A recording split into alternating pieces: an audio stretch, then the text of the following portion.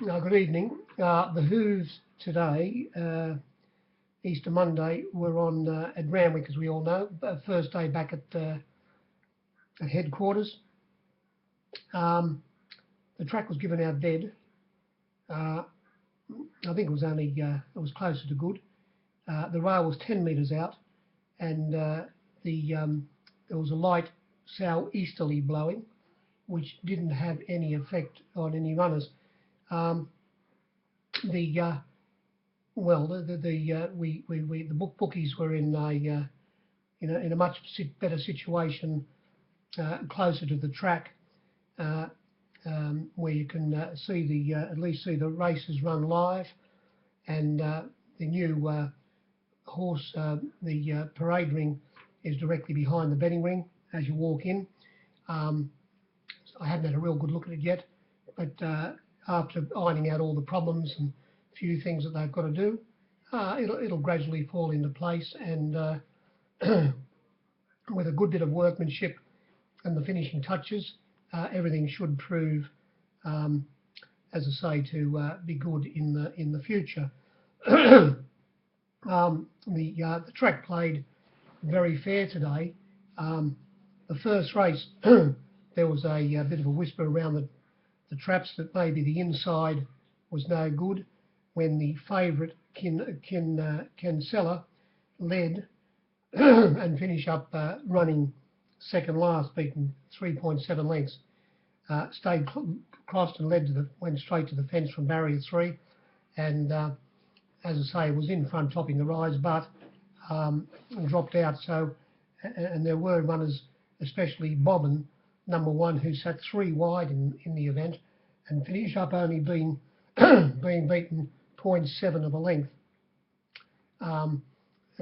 As I say, the whisper was that you couldn't really make up a decision on the first race, that maybe the fence was a bit iffy, even though the rail was 10 out and the outside was best, but that proved not the case to be. You could lead on the fence, and you could swoop with pace, come through the high diddle, so the track played very fair. This first race, it was won, well, on the screen they said there was 104.1. Apparently there were some robots somewhere planted in with the members somewhere today, but in the marketplace, as usual, we had to put up with less that was on the screen. 98% only given in the marketplace, and the first 4 horses crossed the line. As I say, Bobbin running 4th. There was only 0.7 of a length between the 4 of them, with the pumper, not only the horse more or less airborne as they hit the line, but the pumper airborne with it, nailing Corey Brown right on the line. And the third horse, Omniscent, we all saw what happened there. Unfortunately for jovial Josh Parr, after jumping awkwardly when trying to push out of a pocket, well, easing off heels and then trying to get rid of Nash on Bobbin. But Nash said, "No, you're not getting out here, son." And he kept him in the pocket. And of course, it was held up long enough for the bird to have flown, and he failed by margins were 0.1, 0.3, 0.7 a length to the 4th horse.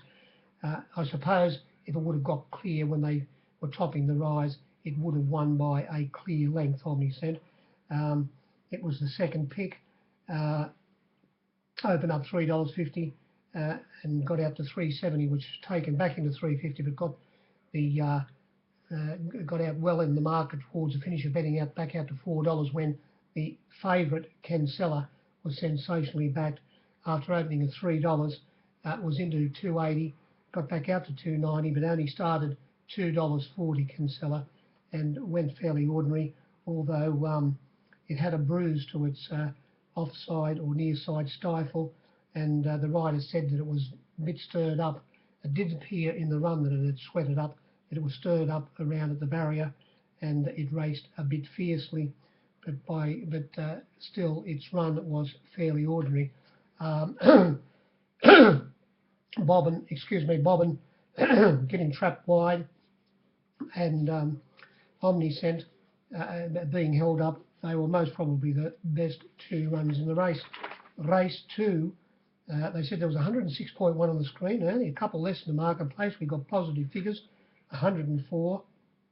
And this was won by the favourite, Zabadoo.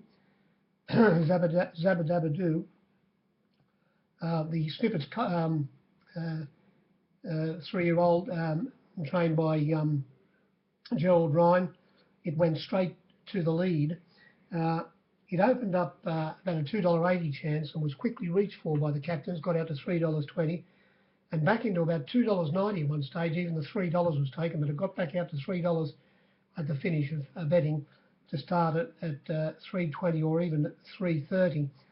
It held off the second favourite, Liberty's Choice, ridden by Nippy Nash, trained by Gay. Excuse me. It jumped awkwardly, Liberty's Choice, and was trapped 3 wide in the run. But Nash, well, he was wide at half carding. He did loom up at the top of the rise to the winner when well, it didn't lead Zabadoo. What am I talking about? Mandalong Egon. It led on the fence with Zabadoo sitting on our south side, and 3 wide was Liberty's Choice. And when they turned for home, the favourite was got past Mandalong Egon fairly easily, and then Nash looked like for a couple of strides under his vigorous riding that he might be able to get the favourite, but he was safely held to the line. There wasn't much in it, only 0.2 of a length. And coming off the back of Nash, travelling 3 wide all the way, but with cover, was Downtown Charlie, who opened up $6 and got out to 8, which was taken, but then got back out to the $8 mark at the end of betting. There were lots of runners backed in this race. The 4th horse, it made up good ground. Rio Seto, it was 80s into 50s, and as I say, there were plenty of other runners in this race that were backed. But the favourite, even though it was easy in the betting, towards the finish of betting, was able to get the cash. Race 3, there was 108.8 on the screen for the good robots, but we had positive figures. You can't call the fraud squad yet. 103, we had positive figures in the main ring, and this was won by the Avery Casual Choice, ridden by the Pumper, and he settled back in 3rd last position, and he just eased off heels, turning for home. They didn't get along that hard in front. They just ran along, but he had, as it turned out, plenty on them, because when he eased off heels and got to the extreme outside, you could see at the after topping the rise, he was coming very quickly, and he rounded them up and went away and won by a length and a half from Rich and Famous, who opened up $5 and got out to $6.50, which was taken at the death, and it got a great run. It sat 3rd on the fence behind the leaders, was able to get off heels without any interference, had every possible chance, and tailing it along the fence, sitting behind it from barrier 2, was the top weight Soapy Star. It ran a credible race first up. It was very easy in the betting, went from about a $13 chance, 12 to 1, out to $26, a double the opening price, went from 12s to 25s, and it was only a head behind Rich and Famous for the 2nd position. The other runner that was well backed in this race and starting 2nd favourite was My Question to You, the runner from that had won down at Goulburn. It sat back in the field in front of the winner, and was pulled out at the top of the straight, but the winner got past it very easily, and it could only run into 4th hole, My Question to You, having every possible chance. It opened up $3.20 2nd pick. We put it up $2.80, the favourite Casual Choice, got out to $3, back into $2.70 at one stage, but got back out to $2.80, $2.70 at the finish. Whereas My Question to You was $3.20 out to as much as $4, but only started about the $3.30, $3.20 mark. And the others all seem to have their chance. Race 4, they said there was 102.5 on the screen. And that was pretty close. There might have been only, say, one less in the marketplace. So the boys were right on the ball here. And this was a huge result for the captains. It was very firm in the market all the way, Divatir. It opened up a $17 chance, 16 to 1, and got to 20 to 1, $21 fairly quickly. But it was never ever went past the $21. It was 17 to 16s to 20s, and always firm in the market. It sat back third last on the fence, got held up slightly turning for home, but never left the 18 pence and got inside the leader halfway up the straight. The leader was Any Day Will Do, the bottom one, and he was able to get inside it and only win by 0.1 of a length from Unimpeachable, who had sat back well in the field where it was always going to be, even though it had the hood on today for the first time. And it was eased off heels turning for home. It got onto the back of Windbender, who took off a little bit early but wouldn't have won no matter what happened. And Unimpeachable got onto the back of it coming to the turn and got around Windbender fairly easily.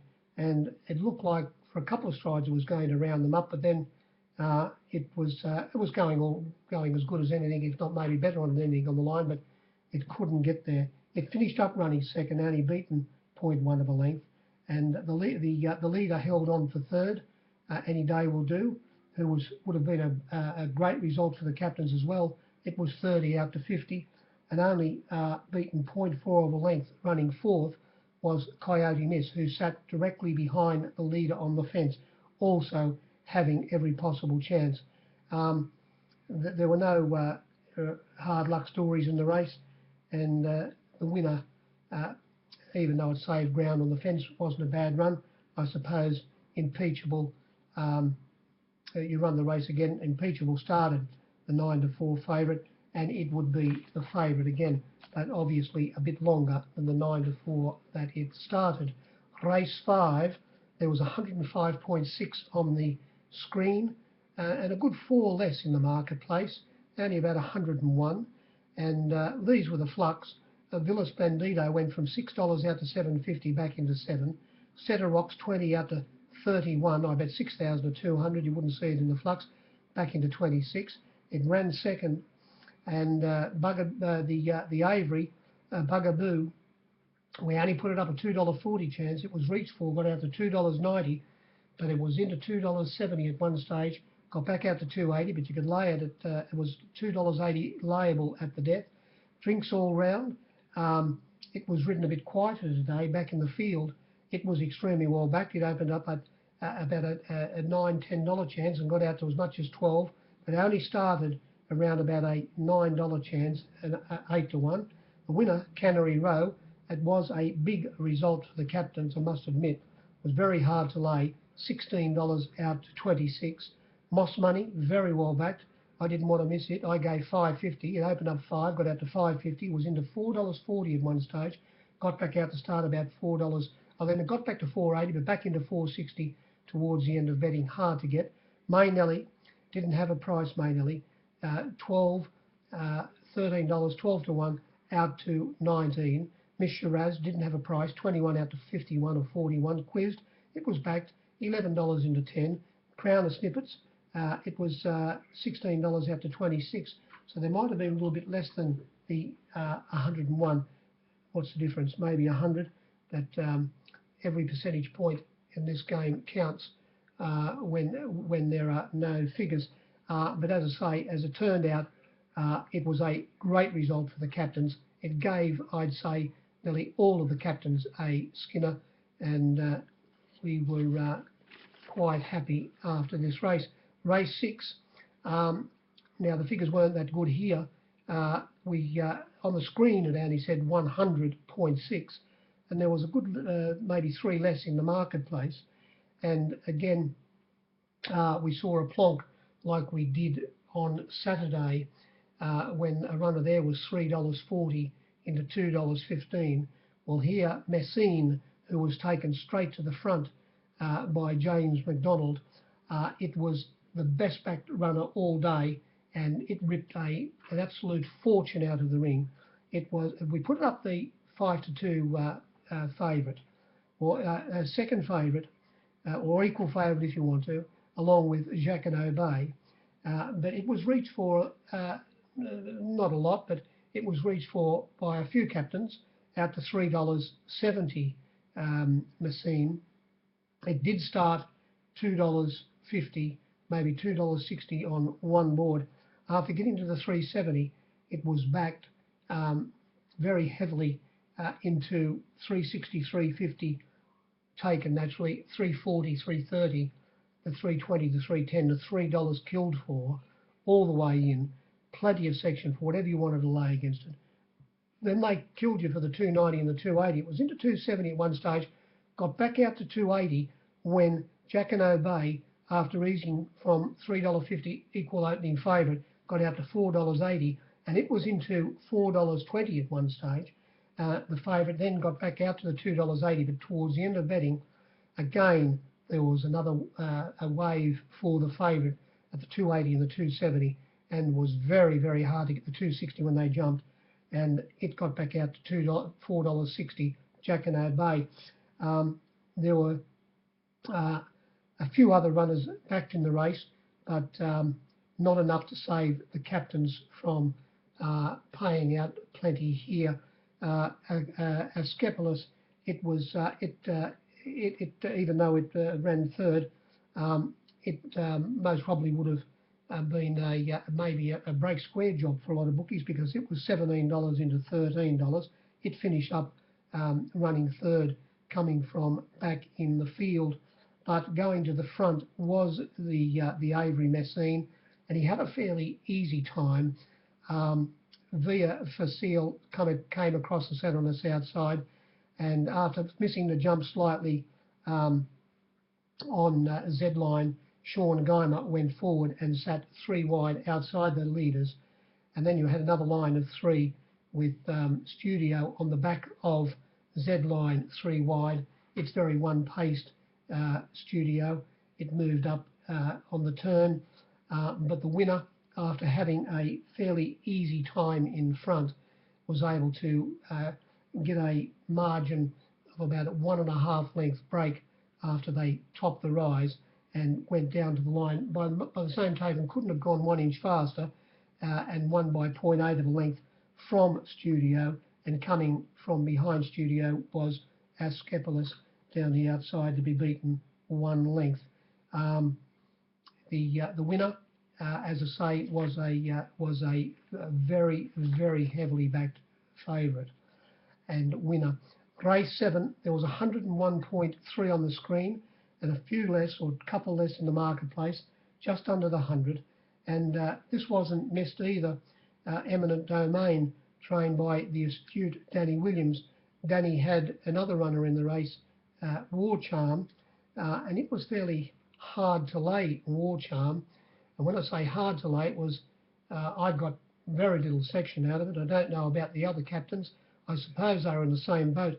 It went from a $5 chance out to $11, whereas the stablemate Eminent Domain has plenty of $18 bet about it. It only started at $15, very hard to get, and it was extremely well backed. War Charm was held up at a couple of times in the straight, and it pulled up with a poor recovery rate. It wasn't a bad run. Number 1, Oakfield Commands. When they jumped, it had a very wide alley. It had the outside alley, 13 runners, and it had barrier 13. It most probably jumped in front, but Sam Clipperton realised that he wasn't going to be able to lead, and he eased Oakfield Commands well back in the field, and it came down the outside in the straight, making up a lot of ground, hanging in under a little bit of pressure, beaten 2 lengths, and it wasn't a bad run. The winner came from back in the field as well, Eminent Domain. It had barrier 2. It was one off the fence, had a runner inside it, and was able to ease off heels after they topped the rise, get a split, and run down Agent. No more for the Avery, please. Especially, what's his name? Machine. Race 7 Agent. It would have been a great result for the captains. It more or less didn't have a price. I don't know what price they returned it. I thought it had a good chance. It was $8.50 out to $16 Agent. I think it might have been a bit returned a bit less, and it was sort of midfieldish or a little bit closer than that, and it loomed up to the leaders. But as I say, it finished a little bit too strongly, Eminent Domain, to beat it by 0.2 of a length on the post. Who started favourite in this race? Oh yes, it was Cangister. It was extremely well backed, Cangister. Well, Oakville Commands was $18 into $13 for a start. I'll give you the flux in this race. Oakville Commands went from 16 out to 18 back into 13. Rybeek went from 50 out to 201. Magita, who sat outside the leader but copped a check and didn't have any effect, and it dropped right out. It pulled on its rider. It went from $6 out to $8. War Charm, I've already told you, 5 to 11. Arctic Flight, it was 10 out to 15 back into 13. Party Dress, 20 out to 26 taken into 21. Agent, big result for the captains if it would have got home, $8.50 out to 16. Written Consent, 15 out to 26. Scandalised, lated heavily towards the beginning of betting at $7.50, but it started at $8.50. Cradle Me, at one stage of the betting, they'd kill you for $8.50 and $8, but it started $8 or $8.50. And we get to Cangister, it was $8 into $4.60. It sat it sat in third position just behind the pace. Got a bit of a check, but it wouldn't have won. It was no effect on it. It had its chance. Belarussi, it was 16 out of 18 back into 16, and I've already told you the winner, $18 given, only started at $14 or $15, fairly hard to get. And there were, of course, Cradle Me made up plenty of ground from back in the field, like it always does. But the winner wasn't a bad run. Run the race over again and you would get a few different results. Then we came to the last, and on the screen they said 104, and just to top it off, we only gave the 99% in the last race. Very quickly, the flux were Joku, it only went from $18 out to 51. Maru, Keith's Legacy, the winner, a huge result for the captains. Went from $4 out to $5.50. You couldn't give it away at the finish at $5.50. Mora, the visitor from down south, it was $4.60 out to $6.50, back into $5.50 when they jumped. Pitt Street, now here's a bit of difference. Pitt Street, where you can see the difference in the percentage straight away. Pitt Street, they said the best fluck was $11. Well, myself and at least one other captain on the fence were $15 when they jumped. It was $12 and $11 taken at one stage. Well, $11 never went off, but it started $15 an hour board, my board and someone else's board on the rails. Bereft, it was $9 out to 10 taken, back into $9.50. Raceway, Gay has obviously, well, besides finding good tracks for it, has obviously found the problems that this horse has, because it was sensationally backed, Raceway, from 20 to 1 into $9.50. I laid it at the $10 towards the finish. Had to wind $10 off towards the finish of betting. Scorpio Queen, you could have laid whatever you wanted to at $9 at one stage, but it got back out after opening 7 out to 9, back into $8.50. Mr. Edison, it was 15 out to 26. Glad You Call, 14. Glad You Call, 14 out to as much as $18 or $19. That wouldn't be on the flux. The next one, a Mossine, it went from 17 out to 21. Dalzira, $21 into 17 at one stage, back out to 19 or even 20. Now the next one, a Hawkspur, finish up running about fifth position. It was sensationally back. It came from about fourth last position. It was opened up 10, got out to as much as $13, which appeared on the flux. It only started $6.50, and cost a zip. It was also back, opened up $31, and it was taken into 26 and never got back to the opening price. Started 26, a little bit under the 100, and this would have been something beat Keith's Legacy. It settled back to past midfield in about fourth, fifth last position, and when they turned for home, it was getting in between runners. Leading on the fence was Glad You Called. On its outside was Raceway. On the fence was Del Zero. On his outside, Pitt Street, who finished up running second. And trapped 3 wide was Mossamine. And when they turned for home, as I say, getting in between runners and coming on very, very strongly, like one of those big steam trains, and just shouldering its way clear after they'd gotten past the furlong pole, or about the furlong pole, and it pushed, it got in between on the inside of Pitt Street and pushed it out of the way, and went away and won by 2 lengths. It was by far the best run in the race. As I say, Mossamine got trapped wide, and also Scorpio Queen, ridden by the Pumper, who drew the outside alley. It never ever got on the track either, and it so its run can be overlooked. That was about the meeting. If you did bet, hope you had some luck, and we'll speak to you during the week. Good evening.